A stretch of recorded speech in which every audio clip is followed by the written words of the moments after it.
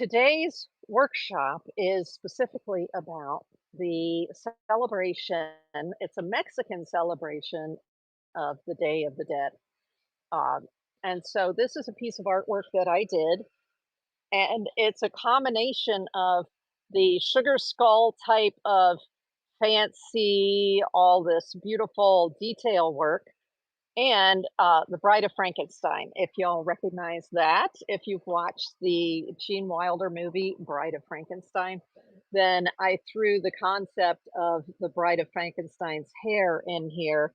Uh, Thank you, Salmon's Girl, with the sugar skull face. And then here I just used some clear resin with a pigment, a special pigment that Pebeo makes for resins, and poured a little bit of just drip some resin on it. But isn't that fun? How fun is that? Oh my gosh. I love that the sugar skulls have all these little details in them. And normally that's not something that I like to do, but when it comes to the sugar skulls, it really, in my opinion, it really helps to um, make it a lot of fun. Now, these are, I was searching online for various types of sugar skull designs. And so these are just some designs that I found. And so you can see all the different ways that they are decorated here. This one I like because it has the mustache on it. These are Star Wars inspired, right? I like the 1960s, 70s kind of hair that they put on that one. It's just crazy.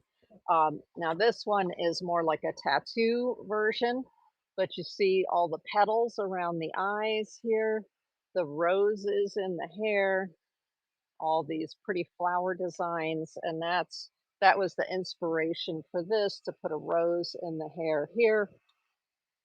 And what we're going to do tonight is we're going to work on a Day of the Dead skull, something similar to this, but without all of these crazy flowers.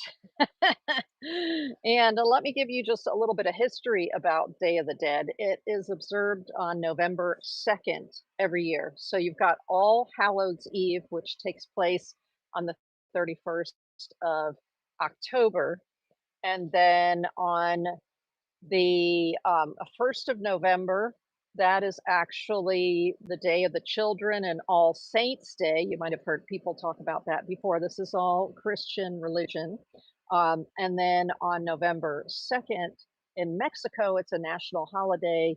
It is I think it's called Dia de los Muertos, and that is the celebration of their ancestors, the people who have gone before them. And so apparently, um, the let's see, when was that? There's a figure called La Catrina, and La Catrina is one of the most recognized figures for the Day of the Dead, and it's a towering female skeleton. So in Mexico and even in Fort Lauderdale, where I used to live, they had a big Day of the Dead festival every year. And so during the Day of the Dead festival, the puppeteers make these huge puppets that they walk down the street as part of the celebration of the dead ancestors. And so this La Catrina, this towering skeleton, has a lot of this. They put a lot of makeup on it, like women even walk around with all this makeup on, and then a flamboyant hat with feathers and flowers and stuff. That is sort of the deity for that day, as part of their celebration of the Day of the Dead. And excuse me. So La Catrina, the one that we know today with the white face paint and then all of the um, fun designs that go all around it, like this, is something that vision occurred in the 1900s by a political cartoonist named Jose Guadalupe Posada. And that gentleman made cartoons of La Katrina. And then Frida Kahlo's husband, Diego Rivera, included some of Mr. Jose's La Catrina in one of his kind of memorialized her in one of his murals, which was to depict 400 years of Mexican history. So you're getting a little bit of a history lesson. That's why it's been a part of Mexican culture for hundreds of years. And then the people will make altars to their passed away relatives, and they'll put maybe favorite items of theirs, or they'll put food and things at the altar um, for their dead loved ones. And they also will um, make funny, um, they do funny uh, caricatures, and they will make what is that called? When you have somebody who has passed away and the obituary. So they will make up funny obituaries for their friends and loved ones who are still alive as well, sort of as a joke. And so they really have quite a sense of celebration when they are out on the streets or in their homes. They bake special bread for it. They make special foods for the Day of the Dead celebration. And let's see, in 2008, the UNESCO, well, let's see, they said UNESCO, the United Nations, the added Day of the Dead to the representative humanities intangible cultural heritage. So anyway, it's been immortalized at the UN and UNESCO as well. As so, if you weren't aware of it, those are some of the details about why this time of the year. Yes, we have Halloween, but Dias dos Dia de los Muertos is a little bit a celebration of your passed away ancestors. So what we're going to do is draw a basic skull and do a little bit of this work using both the acrylic paints, and my favorite way to put the details in is using the acrylic markers. So I am going to take you over top of my table. If you want to check me out on Instagram, I'm here at Dietz Art. And for instance, whenever I'm going to do workshops or I need to cancel a workshop, I'll put that information there on Instagram. And then it feeds into my Facebook, Tristina Dietz Art, and my website, dietzart.com. So on my website, I have links to art supplies, and I have articles about these different workshops that I do, as well as additional articles that I add. And you can also buy the art supplies there. So for instance, if you want to buy paint, you can find the links to the paint there. All right, let me take that out of there. And let's go ahead. I am going to work today on this Fabriano mixed media paper. So it's similar to this, I just showed you the Hanamola bamboo mixed media paper, although this is 125 pounds and this one is 108 pounds. It's slightly less. The difference is that this mixed media paper from Fabriano, I find is a little smoother on the surface than this one from Hanamula. So this bamboo paper has a little bit more texture to the surface. And for what I'm doing right now, I want the smoother paper because we're going to draw out one of these um, skulls. Actually, to make it a little bit easier, instead of drawing it, I am just going to trace it. Why not? So here is a piece of tracing paper, and I do have links to it on my website. There's a dark side, that's where the graphite is, and then there's a lighter side to this. And so what you want to do is you want to place this down so that the graphite is facing your paper. And then we're going to do this. I'm just going to hold it. Normally I would tape it down so that it doesn't move. Notice this says royalty-free vector on it right here. So this is a royalty-free image that I looked up online. You want to make sure that any images that you're going to use to create your artwork are royalty free. All right, so let me take a pencil or a pen. Let's see, do I have a pen handy? Oh, well, like I said, everything got moved around, so I'm going to use this roller ball pen. And you'll notice here that it's white, but when I make this outline right here, it's going to come up and it'll have a graphite, just like a pencil line there, which is fabulous. So if y'all don't have any tracing paper, you definitely need to get some. It is an artist staple, and there is tracing paper on my website under the supply links. Okay, so here we're going to do this. Usually what I like to do is use a blue pen or a red pen because then you can see where you've drawn your lines. And we're just going to go up here like this, and I'll go up here like this. I'm actually going to pretend like those flowers aren't there. Ooh, you know what? I kind of like this flower. So I'm going to do this one just very simply. I'm not going to do it too fancy. And a leaf here. Why not? Okay, I'm going to go ahead and do the flower. Um, so we'll just do a few of the petals. I'm not going to get too fancy on it. I'll do the outside petals here, just so we basically see where the flower is. And there. Has anybody been carving pumpkins for the, hey, Critter Chops? Has anyone carved pumpkins for the holiday already? I've been running around like a crazy woman because of the whole hurricane thing. So I have not, but I'd love to hear what you've been carving. Okay, so that is the flower. Now I'm going to just extrapolate where would the rest of this go, like this, and bring it over here. And I'm going right over the flowers like the flowers don't even exist. So if I do this, there it is right there. So now I'm going to draw in the eyes right here. Draw one eye, draw the other eye.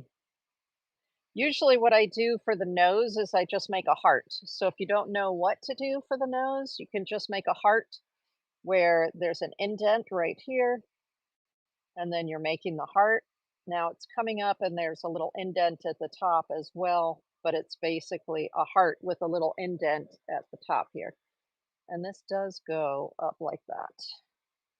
And then, did I do both eyes? Yeah, I can see that I did. Now I like the way this one has these, like this flower design right here. So I am going to go ahead and draw the flower design in.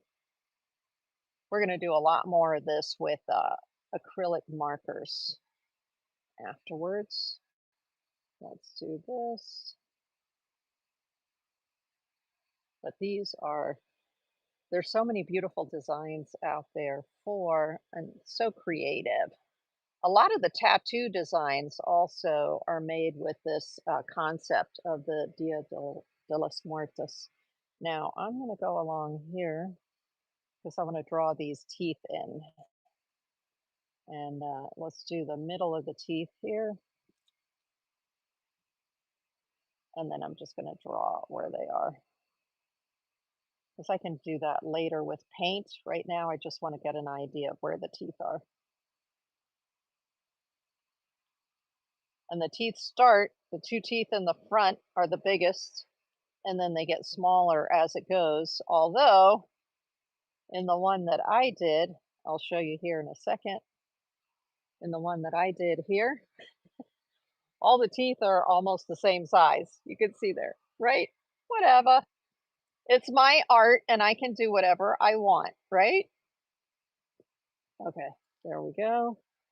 So that's so far. I really like this. It looks kind of like a sunflower right here.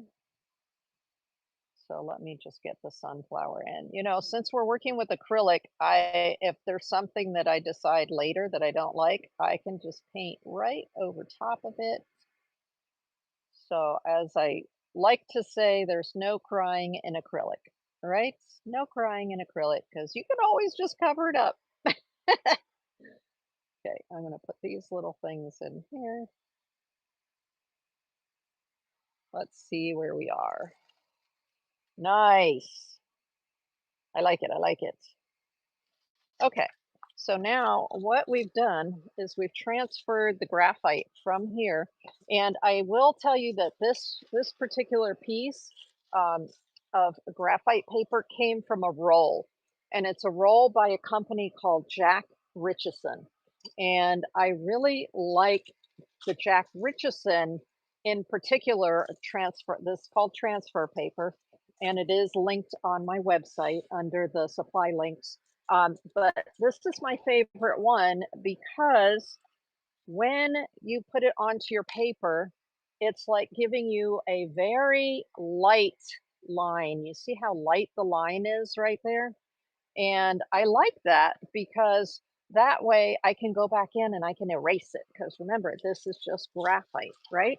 Now, let's say that maybe you want to work on a dark background. So instead of working on a white background, what if you want to work on a black background? There's such a thing as, I'm going to show you here, white. huh, Here they call it super charcoal paper, but it's white.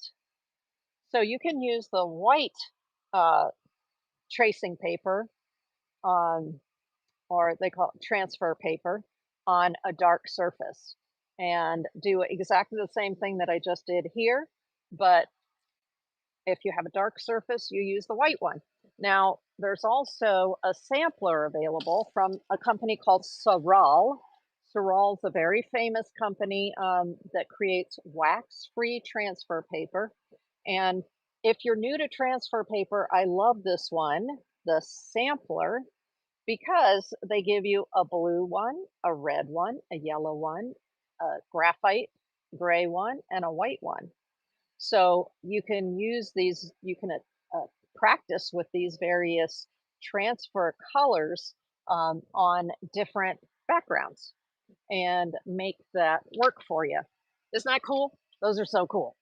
I just think it's such a great invention. I love my transfer papers. Okay, let me put those away. Hold on a second, so they don't fly all over the place because transfer papers are very light and they tend to fly everywhere. Okay, so now I was saying that you can actually erase this, which it would be nice if I had an eraser nearby, but I haven't unpacked it yet. Look at me, I haven't unpacked my erasers. How crazy am I? Oh, oh, I got lucky. I got lucky. I found one somewhere else here at my desk. So if I wanted to erase something, this is just graphite, so it will erase with a regular eraser. Now, there's another eraser that I have. You can buy the kind of erasers that are stick erasers. This is the Tombow Mono eraser that I love because it's for detail work. So you see how tiny the tip is right there? And I love this because you can go in there and really um, get do detailed erasing if that's what you want. Now we're going to paint over top of this in acrylic, so it doesn't really matter. Oh, look at that. For some reason, my phone. Oh, come on, phone. I'm live, and yet it is, oh my gosh. It turned off, even though I'm live. Why would it do that? Come on. Okay, so let me go ahead then. Like this line over here doesn't match exactly, but it doesn't matter that much because I'm going to cover it over with acrylic paint. But here, this is a pen that, or a pencil that was given to me. It's called the Infinite Pencil or Forever Pencil. It was given to me, or I bought it from Critter Chops on Whatnot. So if you're on Whatnot, I suggest you go follow Critter Chops. He has, right now, he has tens of thousands of stamps like these, right? And then he also comes up with all kinds of other cool art supplies. And so this is a forever pencil, and I can just come in here. The reason it's a forever pencil is that it has this funky tip on it here, and it's a type of metal tip. And so the metal comes off similar to graphite and can be erased, but it's not the same as graphite. So if you damage it or you use it all the way down, which will take a long time, but if you draw with it every day and that happens, you can just get a new tip. It actually comes with a spare tip, and you can just screw it right on and keep going. So these are really nice. I like the way that they write. Thank you, Critter Chops. Okay, so let's go ahead, and I am going to need to, on this piece, um, I'm going to work on the background first, and then we're going to go in. No, actually, I'm not. I'm going to work on the rest of the face first, and then we're going to work on the background. So let's start with the areas that are going to be black. Black. And there is a little bug in here, y'all. So if you see me like waving my hands, that's what it is. I am shooing that little guy away. Okay, what I'm going to do is I'm going to start the black instead of using acrylic just for right now. Let me see, do I have a black?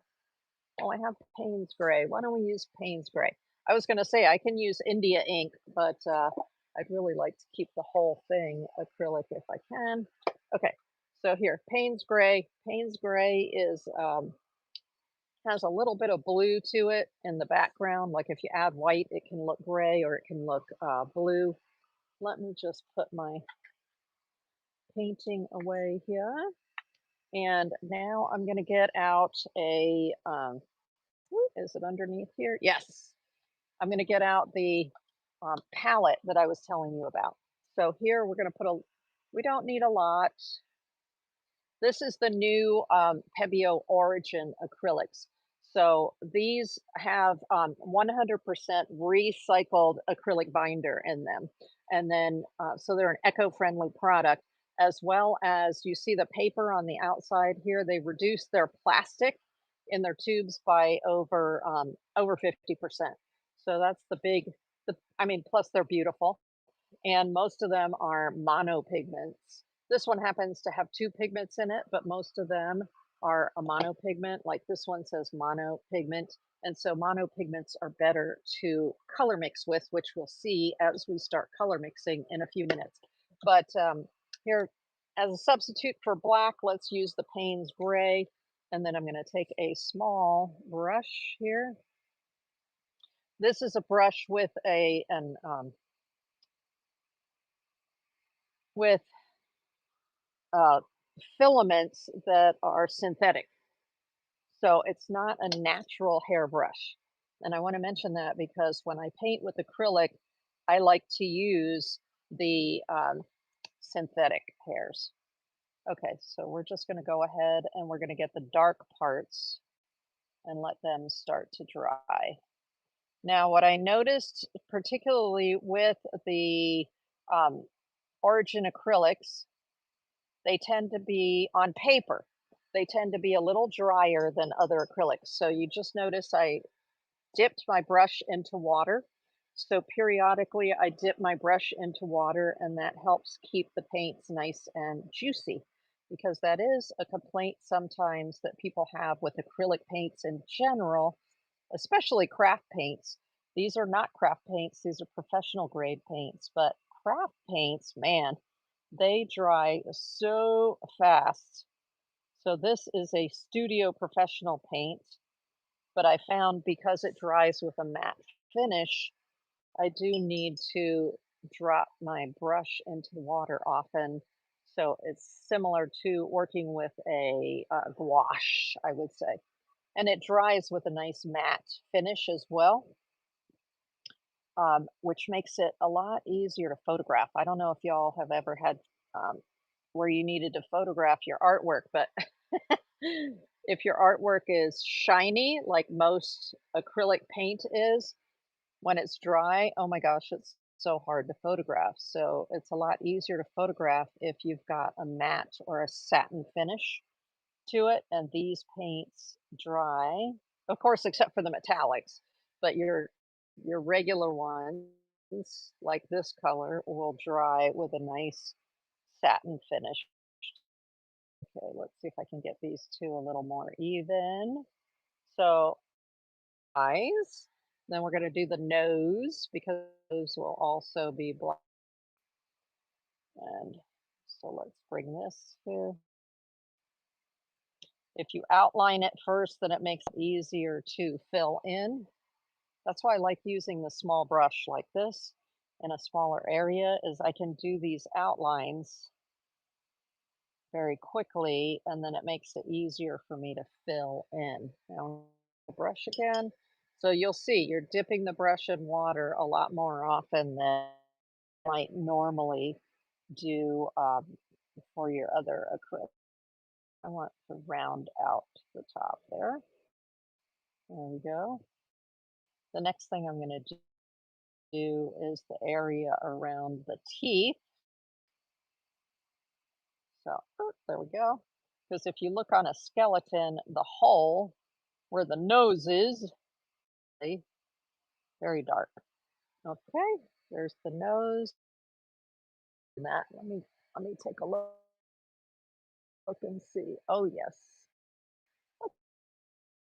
maybe it'll make it a little bit easier for you to see the actual. There we go. And then see if I if I had Wi-Fi at my house right now. But if I did, I would be watching my computer, and then I would know exactly what I needed to do to move it, and I could watch as I'm doing each stroke. Okay, so these are the dark areas around our chops, like critter chops, around our mouth here. But you see how it helps to have that brush to just make those lines, and then you just fill it in. Now you could also do this as a drawing, and you could do the whole thing using acrylic markers. That's also very easy to do. Sometimes people are more comfortable using a marker than using a brush. So if you're more comfortable using a marker, um, go for it. I just say get a really good quality acrylic marker to do that with. Okay, and now I'm going to go in between where the teeth are. Oh, let's go down the middle of where the teeth are going to be, right? Right here in the middle. Okay, cool. Cool. So that's where our teeth are. And then I'm going to put the little lines that delineate. Now, like I said, this could be a lot easier using a pen. So I'm going to do the top with the brush, and then I will show you with the pen. Okay? So you get a feel for the difference there. I'm just rounding it out a little bit at the bottom so it looks like a rounded tooth. You, come on. There we go. Nice. And then here. Remember, no crying in acrylic. So if you feel like you made a mistake, you can even cover up black with white paint as long as you're using the really heavy, uh, called titanium white. You can go right over top. It may take 2 coats or 3 coats, but yes, you can cover up the. Now you see how the teeth are beginning to show. Ah, love it. All right, hold on just a second. Let me find my black marker. So I have a black. This is the Pebeo acrylic markers. They come in sizes from this teeny tiny 0.7 all the way up to this big honkin' one like this. If you need to cover a large area, that's a 5 millimeter, millimeter this way and a 15 millimeter this way. But oftentimes I like to use the small one for this kind of detail work. So now the difference is here I'm working with Payne's spray, which are stone, right? What the heck? My other phone. Ah, it's supposed to stay on while the. So sorry about that. Let me see if I go. Huh. Because I'm not seeing. I don't see any comments happening right now, and I don't know whether it's because y'all are just listening intently. Yes, they do. Salmon's girl said. Okay, so this black actually has a little bit of blue in it. The Payne's gray, it has that grayish look, whereas this black is black. So here, if I come in here and I do the detail on the teeth, you're going to see it's going to be a little bit different. But you see how fast it is to use the marker and the acrylic marker. I love these. I'm going to do this. And then I'm just going to round the tops here where the teeth are round at the top. There we go. Oh, hello, teeth. Hello. Oh, did you see that? I don't know if you noticed that. We just had a little brown out. There have been power trucks in my neighborhood every day, including today. They're up on the poles. They're trying to fix our power supply to make it stable. There are people in my neighborhood who still do not have power. Um, so I'm very fortunate that I have power, water. I just don't have Wi-Fi yet. And my washer and dryer were ruined from the storm. So I have no,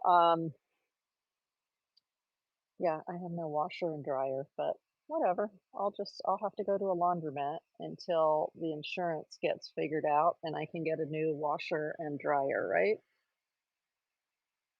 Oh, but the utility room where my washer and dryer are situated got flooded. That's why I have no washer and dryer because they got flooded out.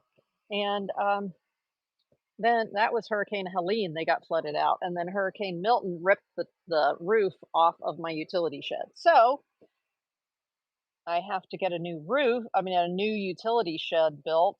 Actually, it ripped off my carport, my screen patio, my utility shed, and my storage shed. All lost their roof. So um, I'm gonna have to get the utility shed and that area, the patio, screen patio, carport, all of that rebuilt before before they can come in, and then the electrician does all the power so that I can buy a new washer and dryer. So I don't know how long that's gonna be. Okay, so you see how I'm using the pen and I'm going around and refining some of the shapes. So I do love my acrylic pens. There's no doubt about that. So let me go up in here, refine that space a little bit. Why not? Oh, that's looking good. You see that area around the teeth there? Yeah. Now, Salmon's girl, if you're out there, can you put out a comment because I'm not seeing whether I'm getting any comments. Oh, okay. I see it. I see it. Okay. Cool. Cool. Thank you. I appreciate it. All right. I'm going to go ahead and put these in with the black here. That way it makes it easier for you to see it. I might normally do it in a color, but for right now, so it's easier for you to see, I'm going to do it in black. Okay. And actually, I'm going to go around the whole skull in black. So I'm essentially going to follow the lines that I have here. Oh, that is so fun. Okay, there we go here. So I don't know if y'all have ever seen them, but part of the celebration that takes place, and a lot of times people will celebrate November 1st and November 2nd together because, like I had said, you have Children's Day and All Saints Day on November 1st. So they make one of the foods that they make is called sugar skulls. So they will take a white sugar form and form it into a skull. And then they use their really pretty colors. Hey, Mark, welcome in, welcome in. They'll use pretty colors of candy, like, I don't know, candy stuff like you would do on a cake. And then they go ahead and uh, they will decorate the sugar skulls, the white sugar skulls, with um, pretty colors. And then those are treats that they give to each other or give to the children. Isn't that cool? They're so cute. Okay, I'm doing the outline so you can see it better because just the graphite line, you may not be able to see that very well. So I'm going to outline it like this so that you can more or less see that better. It's starting to show up. It's starting to become something. Isn't this point 0.7 marker amazing, y'all? Amazing, amazing. And I've had this for a long time, a long, long, long time. And they just go and go and go. And if something happens to the tip here, then the lid has a spare tip in it. You see that? You just pop this spare tip out right here. And then this pulls out and you put the spare tip in and away you go. I mean, they are so cool. And it's only the Pebeo markers that I've seen that have the spare tip in the lid like this. Fabulous. But this is the size 0.7 millimeters. So great for doing outlines of things. And this 0.7 millimeters comes in all different colors. So it's not just black. They've got red and green and blue. And these help a lot when you're going to do the details. So for instance, I have a whole bucket here of my markers that are a 0.7, they say on the top. And that way I can see, I have like a pink. Oh, we'll definitely be using the pink. I have this nice blue. We'll definitely be using the blue. There's an orange, purple, white, sparkly silver. So there's all these different, tons of different colors. Here's a brown one. Tons of different colors in the 0.7, that detail nib. So they're fantastic. Okay, woo, I'm so excited. I am so excited. We're getting the details going there. But let's do the inside here so it can be drying while we do the outside, and that way it'll be easier when we come back in to do the details. Okay, so the outside I think I'll do in a turquoise because okay, I'm going to let y'all tell me which one. This is a pre-made bright pink. Now, one of the things I love about these tubes is there's an actual swatch of paint on here. That's a real swatch of paint. So I know when it dries, this is exactly what it's going to look like. I love that. And so should I do the background turquoise or do the background pink? Y'all tell me. I'm waiting for the comments. Love the blue. I'm tending toward the blue too, so let's do the blue. Now, it's quite a dark blue, and I want it to be slightly lighter than that. So I'm going to put it here, and I'm going to add some white. So we want our titanium white. There are two kinds of white available. Blue's your favorite color. Perfect, Mark. And for those folks who are watching over on YouTube, I mentioned it earlier, but unfortunately, because I have no Wi-Fi in the house, I'm only running on two devices, the one overhead, and I have Whatnot running right now. So I don't have YouTube running that I can watch, although it's live.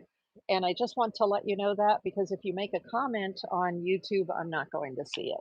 All right. But if you do have a question, feel free to go into the description in YouTube and you can click on the link that's in the description and it will take you over to the show in progress on Whatnot. And then you can ask a question. plus whatnot will give you 15 bucks to spend if you want to spend anything, if you want to buy anything. All right, let's use the palette knife here. And this is usually how I do my mixing. Let me make sure that's dry. Yeah. Okay. So I'm going, what you're going to find is what you see on here when it's wet, it's going to dry darker. Okay. So when it dries, it's going to look like that. To me, that's a little bit dark. So I want to lighten it up just that little bit. So I put 50-50 with white for right now to give us a lighter blue. But just so that you know, when this dries, it's actually going to dry darker. All right. And the reason for that is that acrylic medium, meaning what the pigment is suspended in, is white when it's wet. So, for instance, this is gel medium, which is just the acrylic gel with no pigment in it, no color in it. But if you look inside the jar there, you can see that it's white. So that is why this appears lighter until it dries. Um, all right, let's go ahead and grab a good sized brush here and we will get that on. So let's see which one. I'm going to use this one. Ah, it helps, like I said, with these paints if your brush is wet before you work with it. So I just put some water on there. Let's do this. And I'm going to go around the outside of this. Oh, that is so pretty, y'all. I just love, being in Florida, I just love turquoise. But it may not just be a Florida thing, right?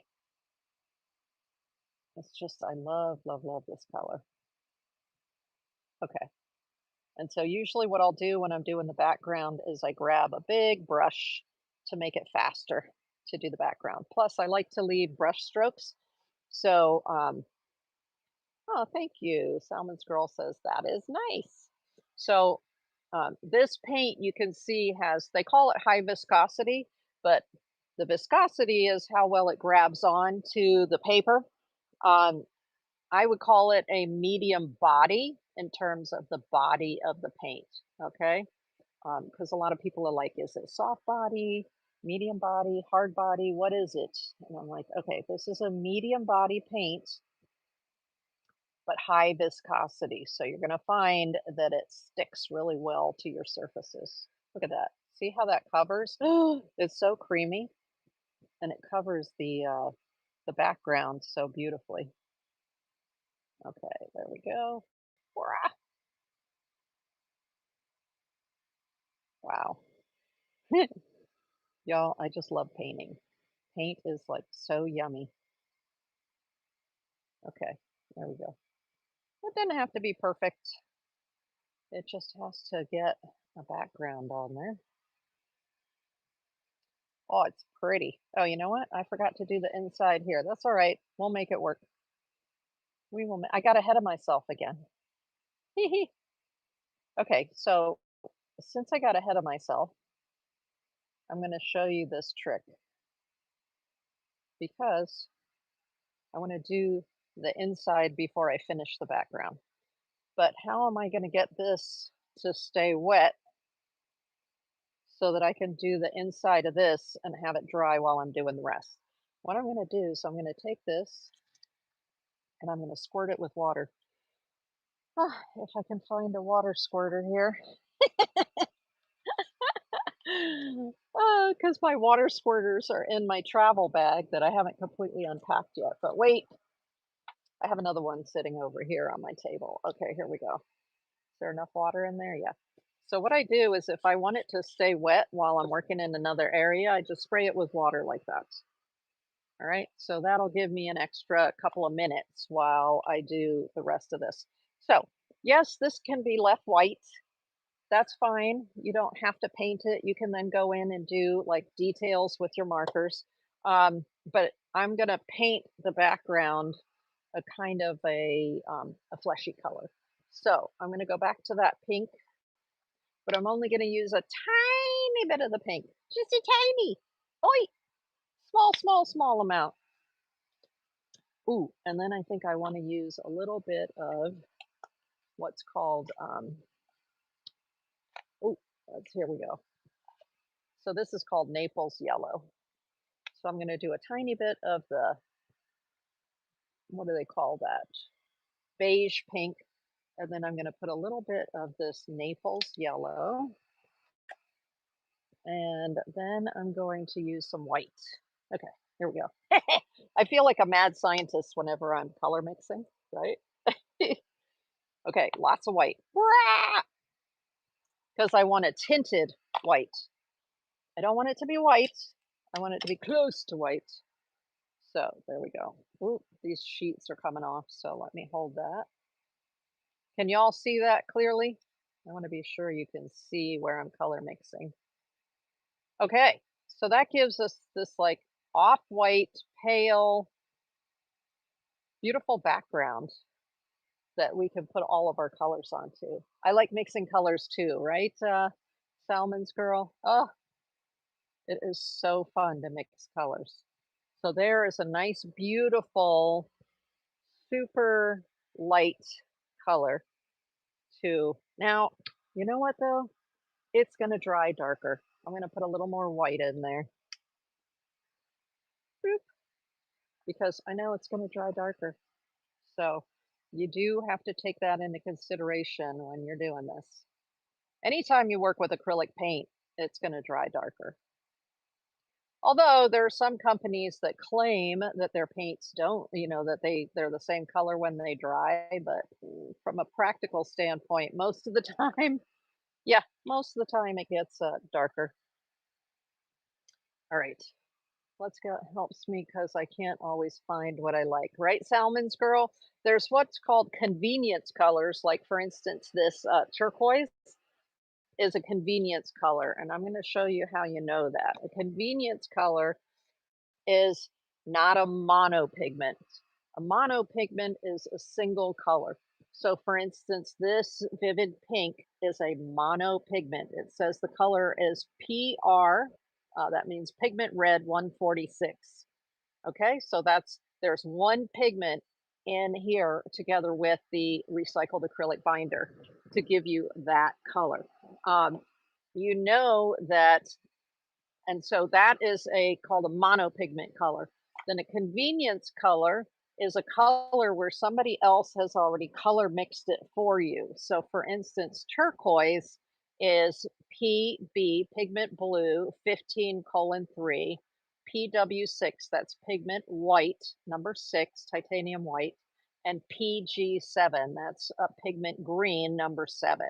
Um, on I did a workshop about the origin acrylics, using the origin acrylics. And the article that I wrote that on my website, you can find the blog post for introducing acrylics. There is a link in that article where you nerds, you can go and you can look at each one of these pigments are. And that can be helpful because then if you want to just pick up the individual colors, the monopigments, the single pigments, you now know what colors to mix together to get this color. And that could be helpful for the future um, if you don't want to spend the money to buy a color like this, or if you want to experiment with color mixing and learn to mix this color, you will be able to see what the single pigments are that make it up. Isn't that cool? And most good acrylic paints, artist grade, studio grade acrylic paints will have the pigment numbers on them.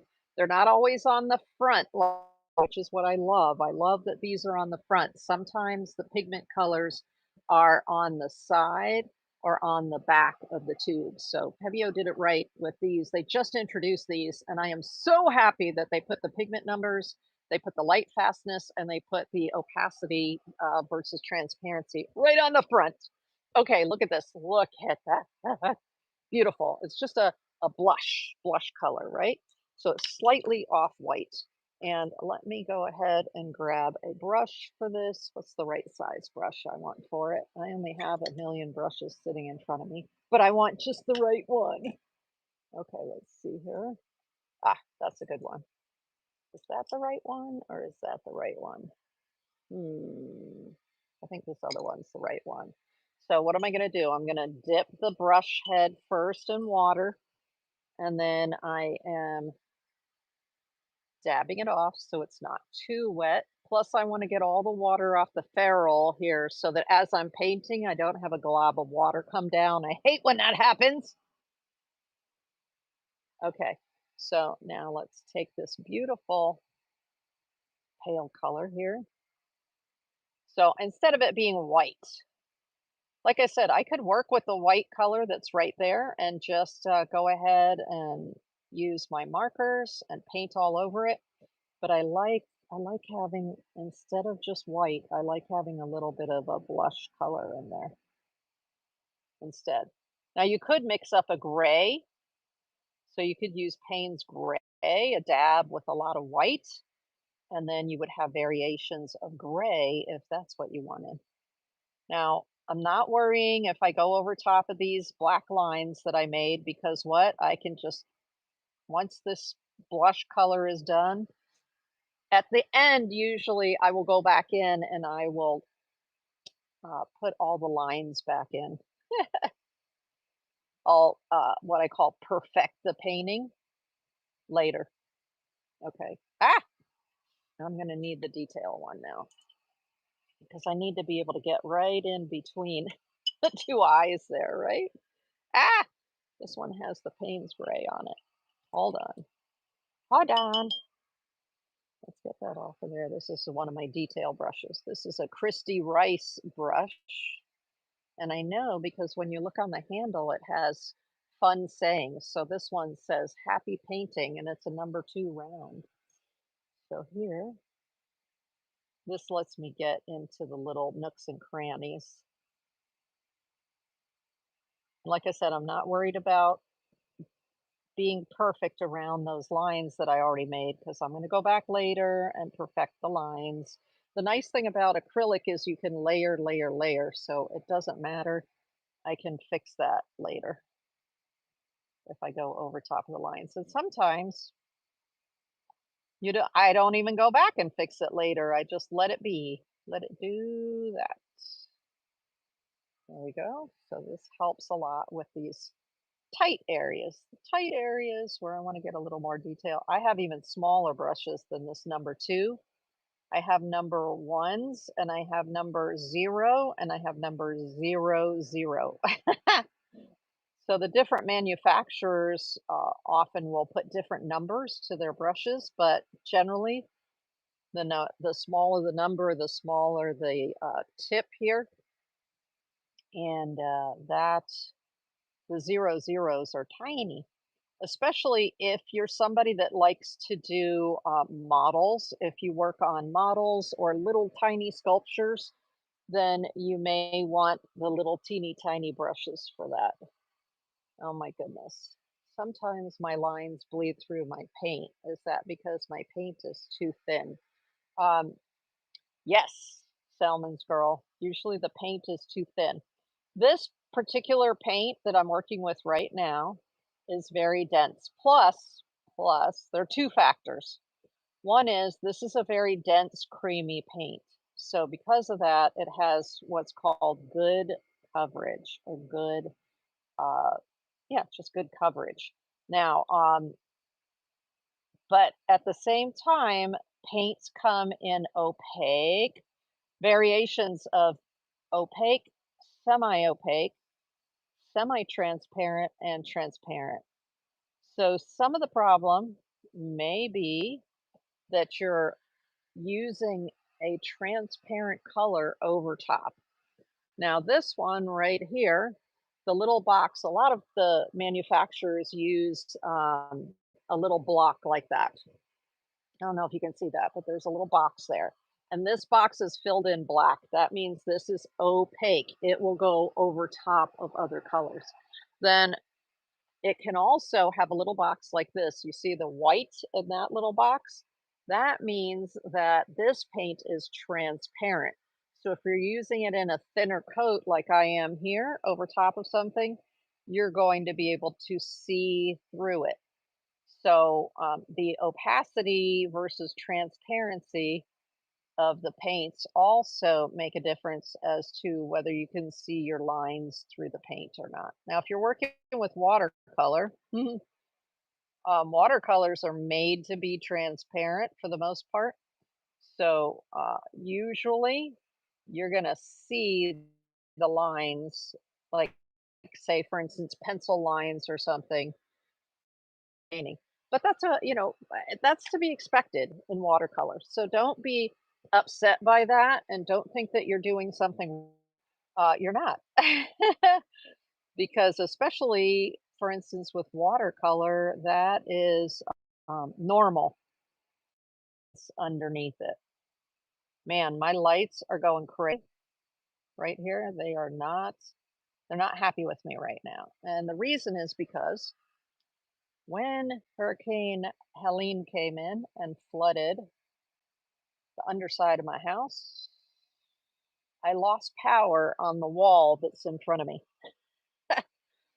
So I have a wall that goes all the way up and down my house on the outside of my house. That entire wall lost power. And I won't be able to fix it until I have some people go underneath the house. And when they're working on the air conditioning and all, then we'll be able to get to the electric box and we'll be able to fix that. Who the heck knows when that's going to be? So therefore, I have everything, my air conditioner and all the lights that are on me right now are plugged in on the wall behind me. And so because there are so many lights plugged into the same outlets, the outlets are not happy. No, they are not happy. Every time the air conditioner kicks on, the lights go, "Hey!" because the power is being drawn away from them. Because my air conditioner that's on the wall over there has to be plugged into an outlet on the wall over here. And that's one reason why I was late. I kept tripping over the wires. I started a few minutes late tonight because I kept tripping over the wires that are on the floor that bring the power from the wall behind me to the air conditioner on the wall in front of me. But it's what we do, right? Okay. So you could see here, it's because this image is a little bit small that I'm having to do a lot of work with my detail brush, right? Get my details in there. Hey, Salmon's girl, did I answer your question regarding sometimes your lines show through? Even here, lines are showing through the color that I'm working with, and I can just put another layer. As long as there's that titanium white in there, which remember I added a huge dollop of titanium white, so the titanium white um, eventually will cover over any lines. And what is titanium white? Titanium white is, I believe, PW6. Let's see. Let's look. Let's look. Yep, titanium white. It's a monopigment PW6. I got it right. Yay! Okay. Um, I'm going around the little flower. You can't see the flower right now, but it's in graphite from me doing the transfer paper. So I'm going around that flower. Okay. So when I do acrylic painting, I really don't worry about things being perfect because I can just put more paint right over top of it and get it perfect. Um, and at the very end, I usually go back with the markers and make marks all over it, and then the markers help to make everything perfect as well. Oh, so pretty. All right, let's go here. Like I said, if I wanted it to have more of a gray tone to it, I would use the Payne's gray and a whole lot of titanium white. This, I just wanted it to have like a super pale, and even the color drying here is much darker than the color here. So the color here is much lighter, but as it dries here, it's getting darker. Oh well. It's all right. Now, I have a lot of extra paint here. What the heck am I going to do with all that extra paint? I'm going to show you. Let me see. Do I have my Masterson's palette here? Yes, I do. Okay, so I'm using my palette knife to get some of the paint off of the brush like that. But that's a pretty big dollop of paint right there, right? Right there. So what I'm going to do is I have this. Normally, I would take it and put it onto those other, let me show you. I would put it onto the other papers like this, right? So let's take one of these. I'll go ahead and do it with one of these. Look at this little bug. He's like, he thinks we're having a party here tonight and he wants to join in. Okay, so here's one of those papers, handmade papers. And I'm going to take my palette knife and get some of the paint on it. And then I'm just going to put it over the paper like this. So this is how I create those backgrounds, my backgrounds. Okay. And let's, now if it's a little too pale, I can always at this point add more color here while I'm putting it onto this background, right? So I like a very textured background. That's why I use a textured paper. This is a textured paper here. And I just swipe across with the palette knife to add a little bit of color to it. And then that becomes a background for other artwork that I'm going to do.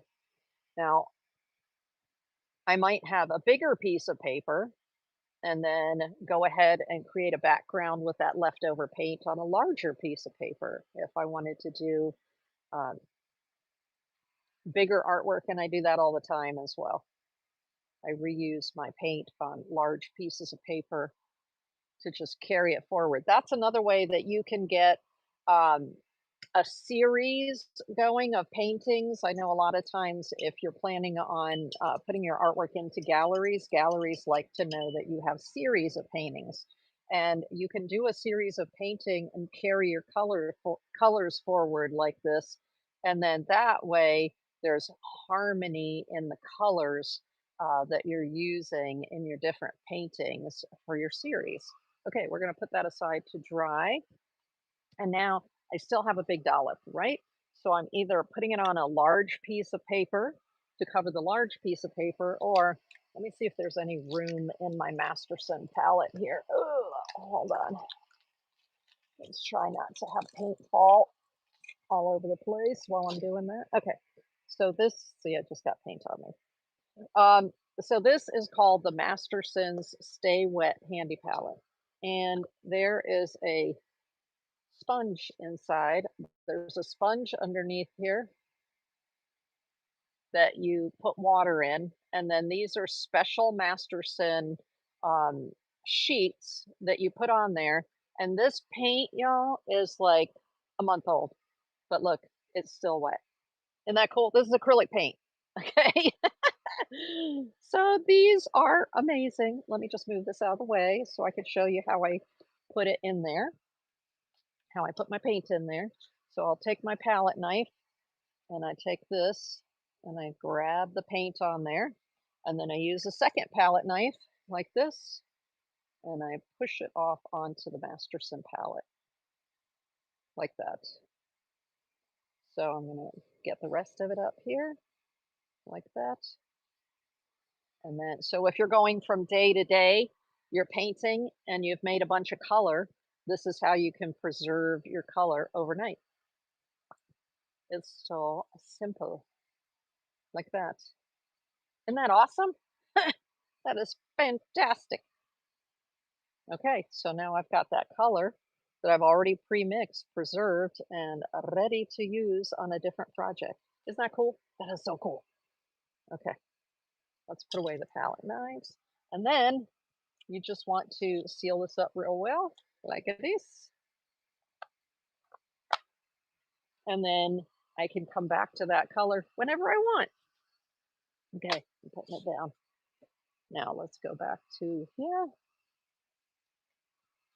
Let's go back to the turquoise now and finish going up around here while that part dries so that when we can go over it with the markers. So this should still be plenty wet. See there? Now, one of the things I like about working with the, sorry about that, with the Pebeo paints in particular, and not just their origin line, but they have their studio that they tend to stay wet longer than your typical acrylics. And I love that because it helps for things like this. You put a little bit of water on it and then it just stays nice and wet. That's amazing. All right, this little bug. Potty! Party in the studio. Okay, let's do this. There's a little bit. This is the flower right here. You might not be able to see the outline, but I have the outline of the flower right there and the hair. Well, on the head. There is no hair right there. Okay. Isn't that cool? That is just so cool. So you always have to have a spray bottle around your studio for doing something like this, where you can spray your colors and have them stay wet longer, right? Oh, yeah. See how the color is light here and it dried darker? I'm telling you, you just have to add more white than you think.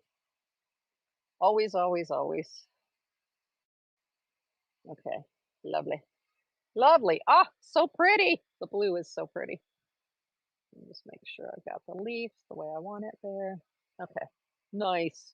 There's just a little bit more I want to come in here. I'm watching for any questions. Now remember, if you're on YouTube, because I have no Wi-Fi at my house right now after the hurricanes, I am not watching my YouTube live. So I'm not seeing your comments or your questions. If you do want to ask a question, feel free to pop over to the link in the description of the video, and that will bring you over to Whatnot. And I am watching the chat and Whatnot. Okay, fun. Oh, so pretty. Okay, now this is beginning to dry. We're going to work on that flower right there. And so to do the flower, let's see. I probably want to do a pink on the inside. So let's grab the pink right here. I've got the pink. And now we're just going to cover that area. And then I'm going to come in after it's dry with some darker pink. So that's a trick for just moving along and getting things covered quickly, is put a background color in, and then you can always come back and define it with your lights. This is, I would call this a mid-tone. So I can come back in with lights and darks later to refine what I have here. And I don't have to cover the whole area because I am going to be putting other paints in here as well. So it just makes it really easy. See how I'm leaving some white space? That's okay because I'm going to be using other versions of pink in there. I don't have to cover the whole thing. Oh, there goes the light again. Hello. Okay, there we go. And then another one here. I love this beige pink. I just love it. Okay, there we go. Teek. Now we're going to come back in and put darker colors and lighter colors so you don't have to do the definition and initially. Okay, and now I want to do the leaves, but I don't want to do the leaves with a flat brush like this. I want to do them with a round brush. So let me see, is that one small enough? No. I have a whole thing of my small detail brushes here. And so I want to use one like that one right there. This is a Master's Choice, or Master's Touch, which comes from where? Y'all know where the Master's Touch brand comes from?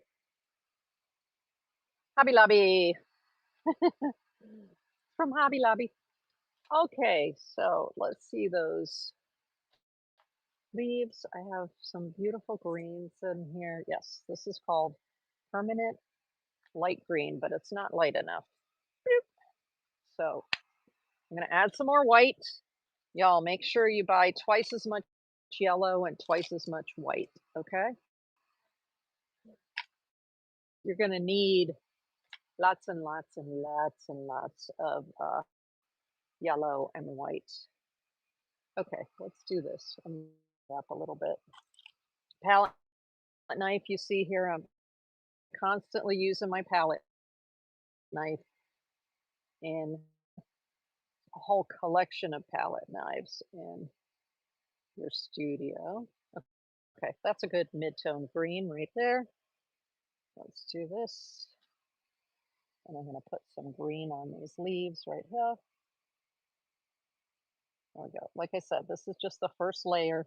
Then you can come in with those pens, these acrylic pens, and do your detail work because yes, there's green on those.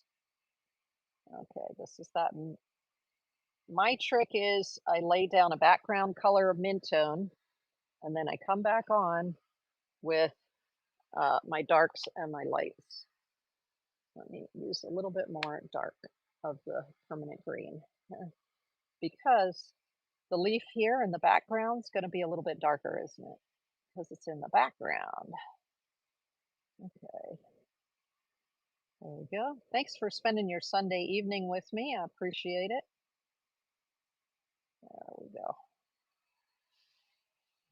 All right, let me do something here. Oh, because I want to be sure. My other phone, my second phone that I'm watching comments on keeps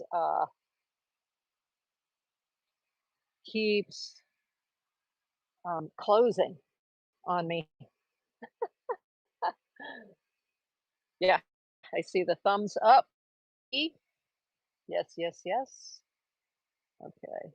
So right now, let me mention something to you here. Right now, the this blue and this green, there's not much difference in the tone.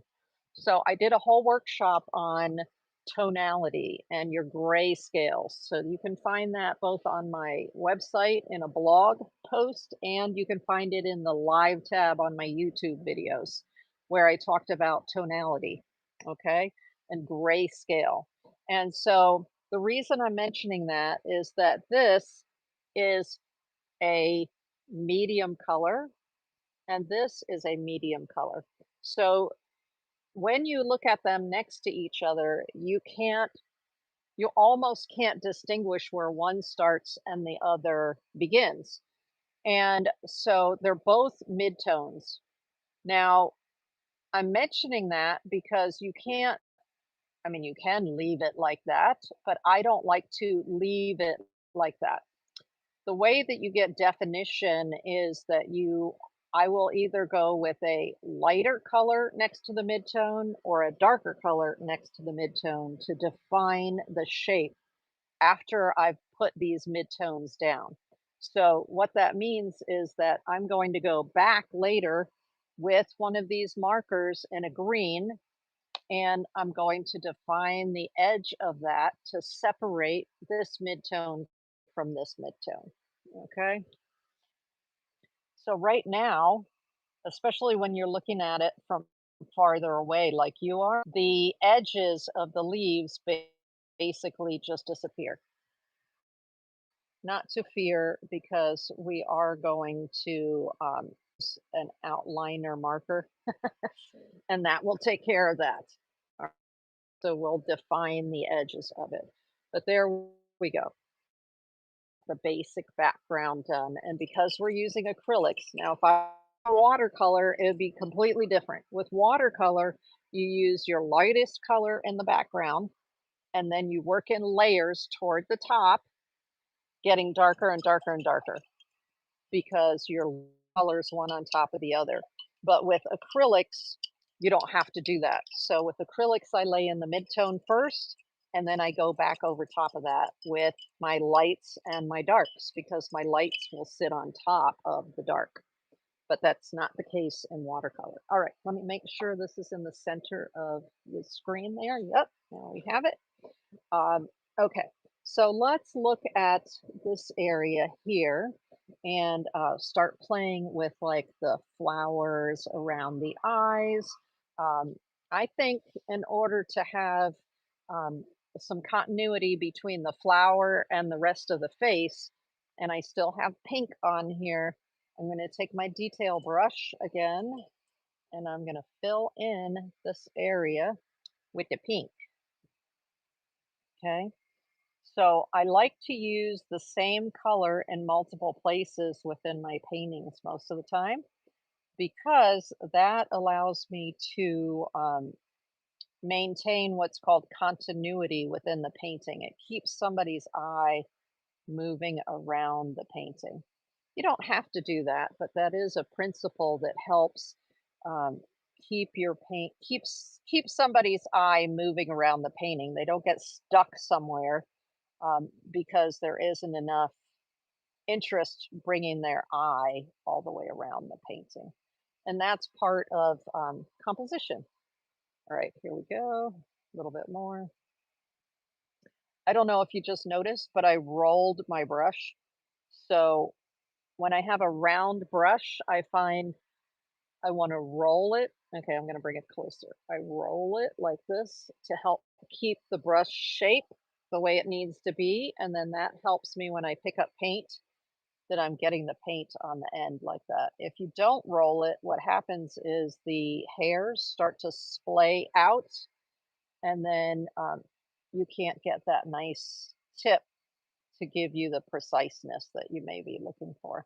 And remember, it doesn't matter if I go over top of the black lines because at the very end, I always go back and I put the black lines back in. So right now, the black lines are just a guide. And I don't even have to if I don't want to. If I'm like, oh, it looks good the way it is, I won't. Okay, again, I'm turning it and then picking up the color. There we go.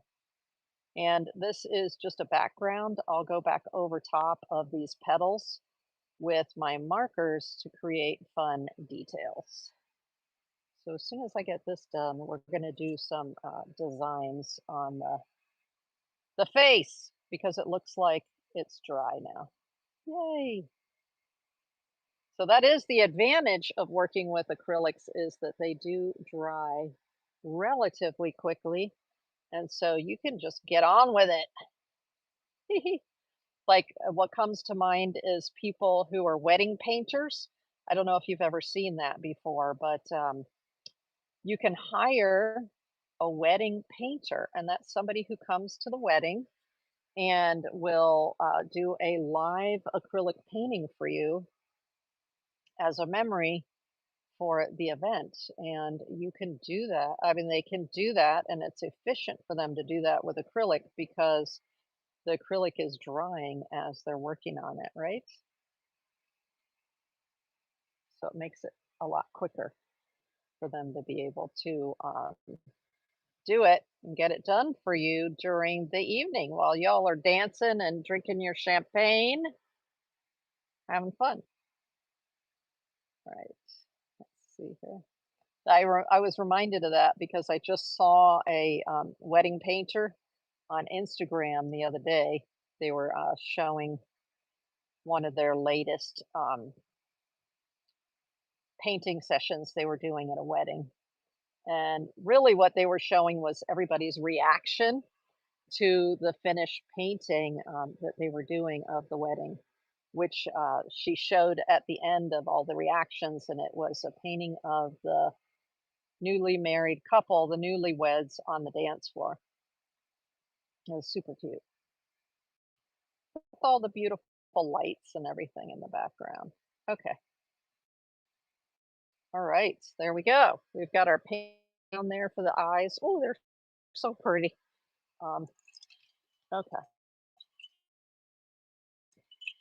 You can see I put out a little too much paint, right? Okay, so since I put out a little too much paint on with the pink, I am going to pick up my palette knife. Remember how pale this one was right here? Wheel. See, this is dry right now, so I'm just going to stick it right there. And I'm going to take some of that darker pink and I'm just going to put it on here. Woohoo! Yeah. So now I've got a nice variation of the dark pink and in the background, and it's pretty. Okay. I'll often do this where I layer different that I think will go with one another. Nice. Okay. So that has a pale pink and the brighter pink on top. Nice. And I used up all the paint. Fabulous. Okay. So now let's look at putting some of the fun, fancy design work up here. So if you notice here, you see how I have a little triangle and little drips, and I have some leaves and some curly cues and little flowers. So let's do a design starting up in here. And yep, that is dry. So I'm going to take my black pen. What did I do with it? There it is. I'm going to take my black pen and I'm going to create these little curly cues. And then we're going to come back and we're going to put all the dots in there. All right. So normally I will pump the pen to be sure the paint is flowing. Yes, the paint is flowing. Good, good. And let's do this. So I'm going to take it from here. And then I'm going to take it from here. They don't have to be exactly the same because you're an artist. You're allowed to have differences in the shapes and the sizes. Now, I like to do a little triangle up here, and then I do a little teardrop right here, and then I'll do teardrops here that come around like this, and another teardrop here. The nice thing is when you're working with an acrylic marker, they tend to dry pretty quickly, and that also helps. Okay, and then I'm going to put a teardrop going in the other direction here. There we go. And since it's the hand of the artist, meaning I'm drawing with my hand, things are going to be wonky. They're not going to be the same shape. They're going to be, off center, not necessarily even, and it doesn't matter. It's all good. It's all part of the process. Okay, I'm breaking down and I'm doing a black line just to make it so you can see it. Okay, there we go. And this has like a really cool thing right there. There we are. And then let's do something interesting here. So I'm going to put, what do they normally put here? They normally do this face.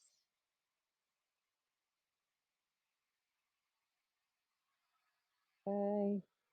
And then a line here. I'm going to put a line here just for extra definition. So you can see the design is beginning to come about, right? Now, there's a little, see the little flower I did here? Not do a black line around it. So I'm not going to do a black line around some of these things. This is just to get the process started, black marker. I really like this curly Q up here. So let me do that one because I love that one. Love, love, love that one. So I'm going to start here with a curly Q. And then I'll do this. And then I'm going to start here with a curly Q. And of course it goes underneath the flower, right? And then just comes down like that to make it look somewhat even. Okay, so um, now we can start doing the detail work in order to really have the pens shine. So I'm going to put my painting right over here so I can look at some of the fun colors that I have on it.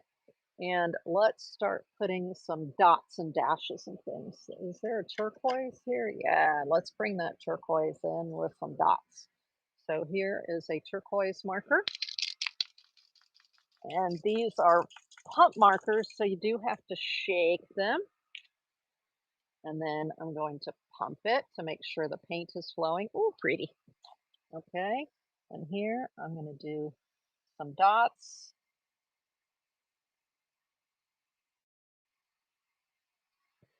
And just bring the dots in. Have y'all ever done dot work? I love the dot work. And they don't have to be the same on both sides. You can see here doing something different from one side to the other. It doesn't have to be exactly symmetrical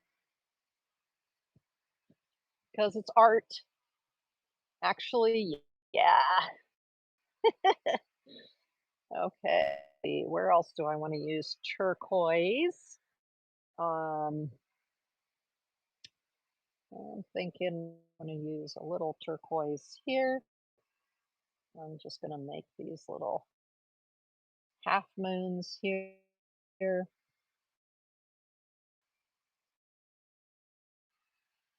Oops, see how they're not in the same place exactly? Well, that's okay. It doesn't matter. Let's make this one a little bit longer so they kind of match. There we go. And I'm going to set this turquoise aside. Let's put, what color do we want to put here? Let me see. Let me see. I have so many beautiful colors here, y'all. What about a purple, like a lavender color? Like that. Lee got me these little tools so I can make different size dots. Oh yeah, they're awesome. They are awesome. Dot tools are fantastic. And that's so you can just dip it right in your acrylic. Okay, so what I'm doing here is I'm not connecting them.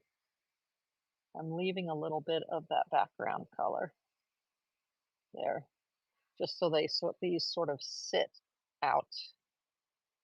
Okay, and then we'll do this one right here. Fun, fun, fun. Where else can I use purple? Because I should use purple in more than one space, right? We'll use some purple in here. There we go. I'm going to have to re-outline that teardrop because it wasn't symmetrical enough for me. Okay, there's the purple right there. And then, of course, there's more pink. Let's use the orange. So there's the orange. Ooh, this is actually a 0.7, the orange.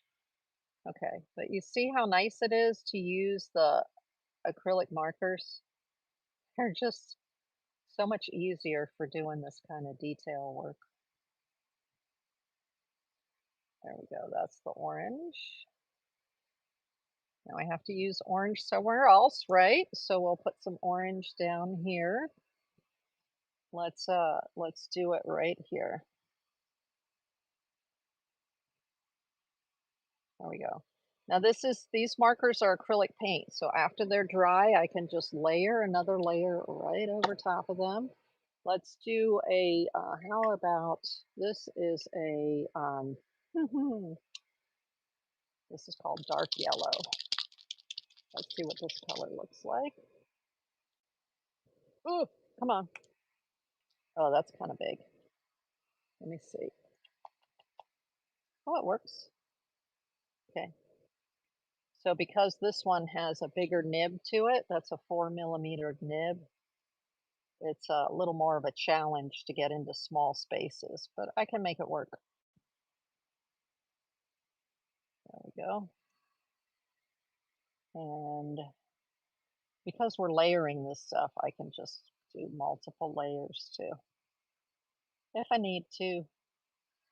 Okay, there's some yellow right there. Now I have to put yellow somewhere else, right? So let's put it over top of the pink. Let's see what happens. And we'll go here.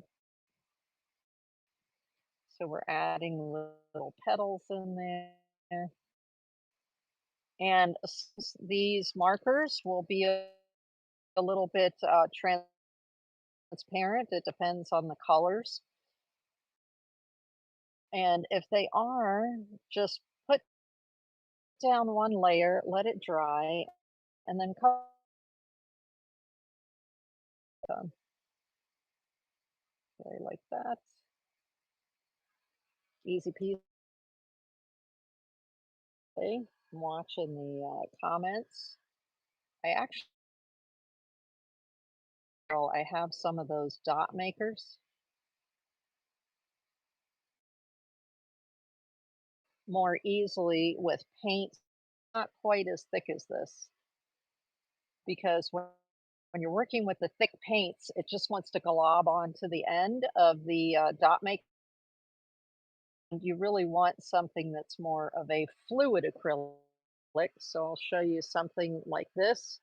Generally, is a more fluid, and so you want to work with you want to work with an acrylic that's more the consistency of cream and not the super creamy and viscous paints like this. Okay,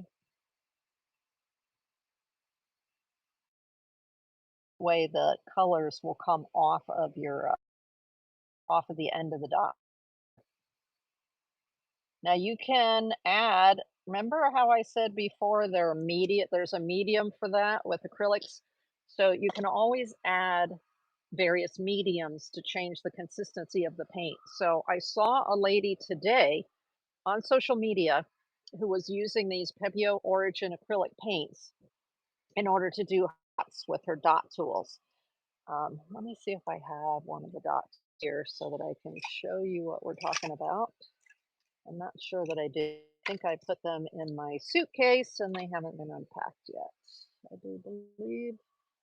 Yep. Isn't that crazy? I have a whole of dot makers and they're not here because I want to lose them to a flood or a tornado. Okay, so she takes these colors and then she mixes them in small containers similar to these little containers like this. And she either is adding water or you can add, I would add a medium similar to this. It's a fluid acrylic. So you see this? Instead of water, this is actually acrylic paint. But as you can see, it's very fluid. So you want to take a fluid acrylic or a little bit of water and add it to your thicker paints like this, and then that will help it flow off of your dot tool the way you need it to create the dots, okay? Okie dokie. Isn't that funny? I have a whole set of dot makers and they're not here, which means I put them in my suitcase. It's crazy. Okay, we're beginning to get somewhere with that, right? Woohoo! Let me do a little bit of this blue because it's a little darker color. There we are. Oh, nice, nice, nice, nice. This is like a cyan blue. Fabulous. So as opposed to this turquoise. So maybe I'll put that in these right here. Nice sort of a gem color blue. Fabulous. And since I put it on that side, then because I like things to be somewhat symmetrical. Now I'm running out of paint on there, so I'm just going to pump it. I'm going to pump it like that, and then the paint is going to flow. So now the paint just flowed out of the tip. There we go. Nice. So now we've got the dark blue right there. And I could do the same thing here. I could come in with the dark blue and go around here. So this is really the time when you're going to sit here and you're just going to doodle with your acrylic markers. But I'm not going to spend all my time on here with you. A bunch of it ran out. Doesn't matter. It's all good. Like I said, there's no crying in acrylics. I can always pick some of that up with the edge of my paper towel and then go over it with the yellow after it's dry, okay? That's because I pumped it when I was over top of the yellow. And if you need to get the paint to flow, it's usually better if you pump it over here and get the paint that's on my palette pad, and then get the paint flowing and then go in, and that way you won't have a blob like I had over here. Okay, like that. So we're beginning to define some of the design now. I'm not going to do the whole design with you here because that's just going to take too long. What I am going to do is I'm going to take this rose and I'm going to show you how I use the darker paint and the lighter paint version of this pink in order to define the rose. Okay, so let's, and also the green. The green. Now, this right here, that blue is a little bit thick, so I'm just going to pick up some of it like that so it'll dry faster. All right, so now I'm going to put this here and we're going to work on the rose. Let me make sure you can see that okay. Yep, but you can't see this, so let's turn this around and maybe you can see the colors. Yep, okay, cool. Let me, on my phone, let me go here and then let me go there. There we go. I have to touch my other phone every so often in order to get it to stay working. Let me see. Okay, I'm looking for a green pen. I don't think I have mine out here. I have a green pen here. So this is a fine liner. This happens to be a Copic multi-liner. So it's a permanent pigment ink. So let me show you here. It's green. And I also have, this is a micron pen with the green. See the green end right there? This one's not. This one's almost dead. All right, we're not using that one. We're using the Copic. So this is where I'm going to go around the outside of this leaf and with a darker color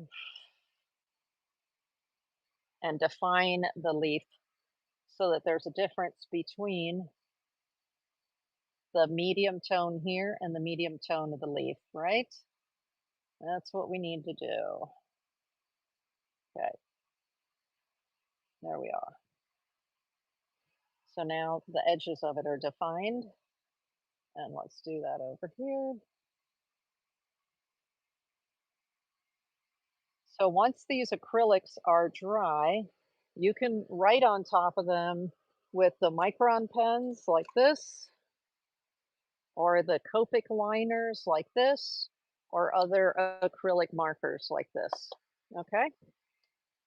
That's another beautiful thing about acrylic. Once it's dry, you can just write on the surface of it. It's a lot easier if the paint that you're using has a matte finish, which this does, because when it's a shiny finish, a glossy finish, it's a little harder to use the pens on that. Okay, let's see here. I'm going over it several times because this is a very fine liner. And so to get a thicker line, I just have to go over it multiple times. Okay, cool. Cool. Now, I do have, let me see over here.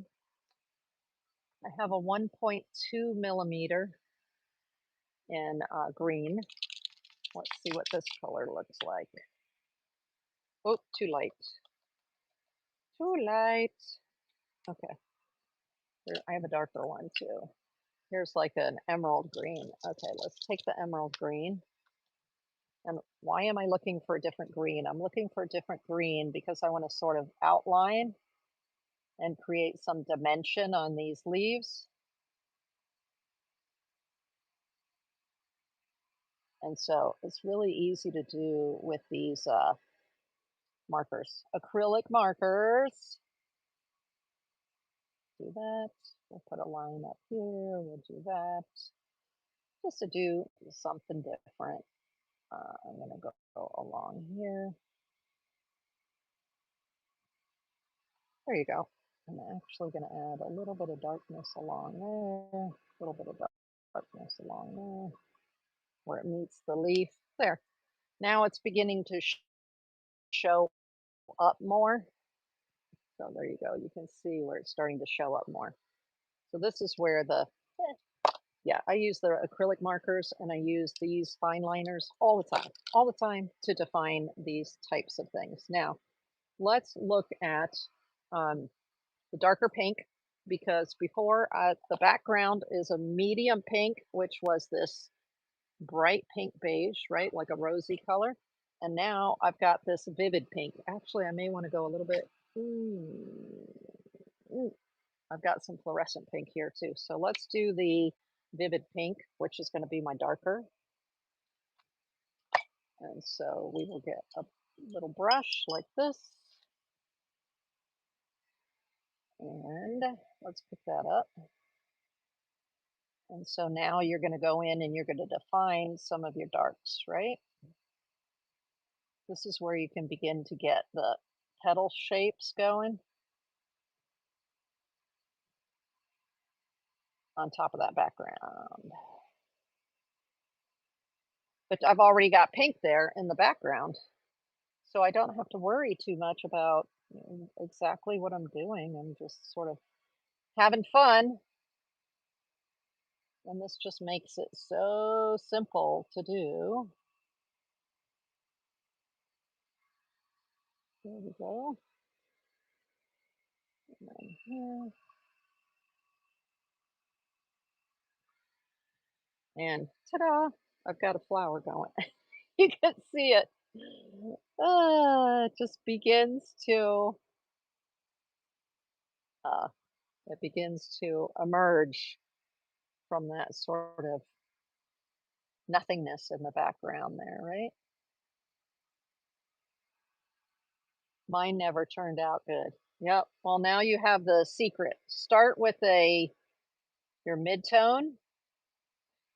Leave a little bit of white space. I'll show you in just a second. I'll bring it up closer for you. Leave some white space. You can always go back, it's acrylic, so we can always go back and refine, refine, refine. But here I'm just wiggling as I go. I'll show you up close in just a moment. I'm pressing down and lifting up so I get a variation in the line shape and size. And then a little bit more here. There we go. So there's a little bit of white in there, which I'm not mad at. The white helps separate the petals, but I think I'll probably go in and put a little bit of fluorescent in once that other color is dry. You see that right there? So see, sound, I don't even have to touch that. I don't have to put another color on it. I've got the white for the lightest color. I've got my mid-tone pink, which was this mid-tone pink right out of the tube. And then I've got the darker pink on top. So that gives me my 3 tones, right? My light, my dark, my mid-tone. And I've got a flower. Ta-da! Just like that. Okay, so there is a lot more to be done to this painting, right? And that is to fill in a lot of what's around here. I'm going to show you this again. So you see all the dots everywhere. And then I threw in some of the fluorescent colors. Yes, the markers come in fluorescent colors. Or I also have tubes of fluorescent paint, like this one right here. That's a fluorescent color. Where's my fluorescent green? Oh, look at me. I'm getting paint everywhere. Not unusual to get paint everywhere. I'm looking for my, there it is. So see the fluorescent green. So I'm going to be coming back in and using some of these fluorescent colors on here in order to get some of this more the pop on top of there and do more layers. But I'm going to do that off camera because whoo, I've already been talking for 2 hours. And I want to thank you for coming to my return after all the hurricanes, which have made me nuts. And, eventually I'll get an air conditioner back and I'll get my power back and I'll get my Wi Fi back. Hopefully, I'll have my Wi Fi back before next week. Fingers crossed, because it's been since what? This October 7th, I left. Haven't had internet since then at the house because they turned all of our services off while the storms were coming in. It was kind of crazy. Okay. But this will end up being a piece of artwork that'll be in my store. So watch for next weekend. It'll be in the store. This is an example of a mat that I'll be putting around it. So the artwork will look something like that when it's finished. Woo woo!